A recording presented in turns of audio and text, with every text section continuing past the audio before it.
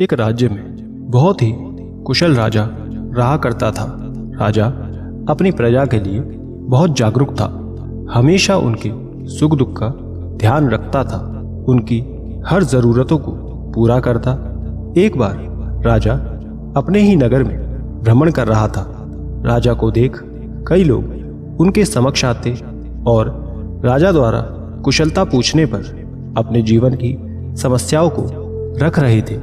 सभी की बातों को सुन राजा एक बार में सबको उत्तर देने में सक्षम नहीं था। ये सब देख राजा के मन में ये विचार उत्पन्न होता है कि क्यों न सभी की समस्याओं का हल किया जाए, एक सभा बैठाकर सबसे बात की जाए। यही सोच राजा पूरे में ये घोषणा करवा देता है कि कल जिन जिन को राजा से बात करनी है, कल वो प्रश्नोत्तर के सत्र में आ सकते हैं। अगले दिन राजा की सभा में समस्त प्रजा और विद्वान उपस्थित होते हैं और प्रश्नोत्तर का सत्र शुरू होता है। प्रजा के लोग अपने अपने प्रश्नों को राजा के समक्ष रख उसका उत्तर पूछ रहे थे। राजा सभी की समस्याओं को दूर करने का पूर्ण प्रयास कर रहा था और जहां राजा असमर्थ होता वहां बड़े बड़े विद्वान उत्तर देते हैं। राजा के यहाँ जितने विद्वान थे सभी स्वभाव से बहुत अहंकारी थे। उन्हें स्वयं के ज्ञान पर बहुत अहंकार था। उनका ये मानना था कि उन्हें सब कुछ आता है, उनके पास सभी समस्याओं का हल है, वो सभी प्रश्नों का उत्तर जानते हैं और इसी अहंकार में वो सभी से बात कर रहे थे। दोस्तों, कहानी में आगे आप खो जाए उससे पहले आप भी हमारे साथ जुड़ें, चैनल को सब्सक्राइब अवश्य करें और ऐसी कहानियां अगर पसंद है तो वीडियो को लाइक करके कमेंट में नमो बुद्धाय ज़रूर लिखें और सब तक ये कहानी पहुंचाने के लिए वीडियो को ज़्यादा से ज़्यादा शेयर करें। अब कहानी में आगे बढ़ते हैं। सत्र चल ही रहा था। सभी के प्रश्नों के बाद अंत में राजा पूछते हैं कि क्या अन्य कोई है जिसके मन में कोई प्रश्न है, वो पूछ सकते हैं। ये सुन सभा में एक युवा लड़का आगे आकर कहता है कि जी महाराज, मैं कुछ प्रश्नों का उत्तर जानना चाहता हूँ। वो युवा लड़का उन विद्वानों के अहंकार को पकड़ लेता है कि वो स्वयं को ज्ञानी समझ रहे हैं। वो राजा से कहता है कि महाराज, मेरे प्रश्न सभी के प्रश्नों से बिल्कुल भिन्न है और इसका उत्तर मुझे आपसे नहीं बल्कि आपके यहाँ उपस्थित इन विद्वानों से चाहिए। यही मेरे प्रश्नों का उत्तर दे सकते हैं। क्या आप मुझे प्रश्न पूछने की अनुमति देंगे?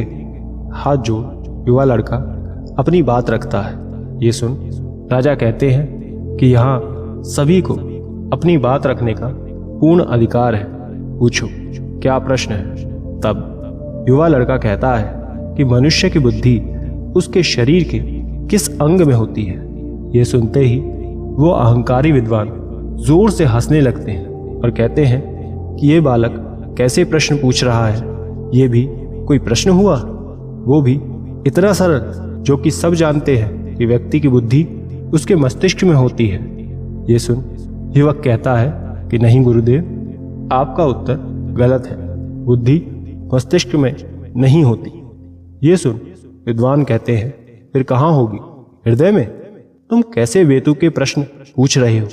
तब राजा कहते हैं कि तुम ही अपने प्रश्न का सही उत्तर दो। तब युवा कहता है कि मनुष्य की बुद्धि सदैव उसके होठों पर रहती है। ये सुन विद्वान जोर से हंसने लगते हैं। तब युवक अपनी बात आगे बिना रुके कहता है कि मनुष्य के पास बुद्धि है, लेकिन वो सही जगह उसका उपयोग नहीं कर सकता तो वो व्यर्थ है। आप कितने भी ज्ञानी क्यों ना हो, यदि उचित समय पर अपने सही विचारों को नहीं रख सकते तो आपको सभी के आगे लज्जित होना पड़ता है। तब आपकी ये बुद्धि किस काम की? ये सुन सभी को युवक की बात सही लगती है। राजा कहते हैं कि तुम्हारा अगला प्रश्न क्या है? तब युवक कहता है कि बुद्धि क्या खाती है, उसका आहार क्या है। ये प्रश्न सुनते ही सभा में उपस्थित लोग कहते हैं कि भला बुद्धि भी कुछ खाती है, ये कोई प्राणी थोड़ी है। तुम ये कैसे प्रश्न कर रहे हो? व्यक्ति कहता है कि बिल्कुल, बुद्धि भी अपना भोजन करती है। विद्वान कहते हैं कि फिर तो तुम्हें यह भी पता होगा कि वो क्या खाती है। ये सुन युवक कहता है कि बुद्धि सबसे अहम चीज खाती है, वो है हमारा समय। जी हाँ, बुद्धि समय खाती है। जो लोग बिना सोच विचार किए जल्दबाजी में कुछ करते हैं वे मूर्ख होते हैं। उन्हें हर काम सोच समझकर समय का ध्यान रखकर करना चाहिए, क्योंकि यदि हम जल्दबाजी करेंगे तो हमारा समय भी नष्ट होगा और हाथ भी कुछ नहीं आएगा। उस युवक की बातों से विद्वान अब लज्जित हो रहे थे, क्योंकि उसके प्रश्न का एक भी सही उत्तर विद्वानों ने नहीं दिया था और युवक सबकी प्रशंसा ले रहा था। युवक आगे कहता है कि अब मेरा अंतिम प्रश्न, बुद्धि पहनती क्या है? विद्वान ये सुनकर कहते हैं कि भला वो कोई व्यक्ति थोड़ी है जो कुछ पहनती होगी। युवक कहता है कि आप स्वयं को इतना बड़ा विद्वान कहते हैं और आपको ये ज्ञात नहीं है। राजा ये सुनकर कहते हैं कि इसका उत्तर क्या है? तब युवक कहता है कि इसके लिए मुझे स्थान बदलना होगा। आपको अपने स्थान से कुछ देर के लिए हटना होगा और मुझे यहाँ बैठाना होगा। ये सुन राजा अपने स्थान से उठ उस युवक को बिठा देते हैं और तब युवक कहता है कि यदि मैं आपका मुकुट पहन लूं तो क्या हो जाएगा?